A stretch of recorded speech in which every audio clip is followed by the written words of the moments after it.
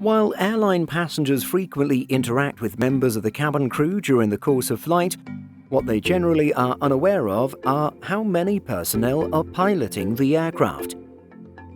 While most understand that there are two main cockpit seats these days, long-haul transatlantic flights require major planning by airlines, and this also includes the number of pilots needed for such flights. Let's look at the required numbers in today's video. These days, typical transatlantic flights last anywhere between 6 and 14 hours, depending on the route and direction of travel. In order to facilitate long flying hours, airlines follow specific guidelines to deploy the number of pilots for each flight. The requirement for any large commercial flight, short-haul or long-haul, is to have a minimum of 2 pilots regardless of the nature of the flight. That comprises a commander of the aircraft, the captain, and a co-pilot, also known as the first officer. Since the piloting job comes with great responsibility, 2 pilots are primarily required for safety. Pilots share the workload of flying the airplane, monitoring flight parameters, making crucial piloting decisions, and communicating with air traffic controllers. Moreover, in case of an in-flight medical emergency with one of the pilots, a second pilot can step in to operate and land the aircraft safely. The requirement of having more than 2 pilots depends on the length of the flight. Generally, if the flight is longer than 8 hours, a third pilot or second officer is required on board. That requirement may vary slightly between operators. While some airlines require a third pilot for flights longer than 7 hours, others may extend it to 10 hours. If the flight is longer than 12 hours, a fourth pilot is required. Similarly, the 12-hour requirement for this fourth pilot may slightly differ across airlines. The 2 additional pilots, also known as relief pilots on long-haul transatlantic flights, switch duties with the captain and the co-pilot in flight.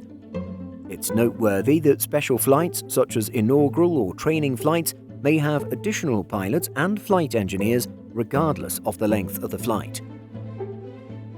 Pilot requirements are generally set because most regulatory authorities across the world limit pilots from actively flying the airplane for more than 8 hours in a 12 to 14-hour work shift. A pilot must take rest for a specific number of hours after they have completed the allowed flying time. The aircraft operators calculate these factors based on the length of the flight. So, a typical transatlantic flight between Los Angeles and London has a block time of 10 hours and 30 minutes. Thus, an airline would deploy 3 pilots with a work shift of 13 hours. The duration of the work shift covers additional duties of the pilots, including pre-flight checks and other paperwork required at the beginning and end of a flight. The requirement of having at least 2 pilots on controls during the block time results in a total of 21 hours in this case.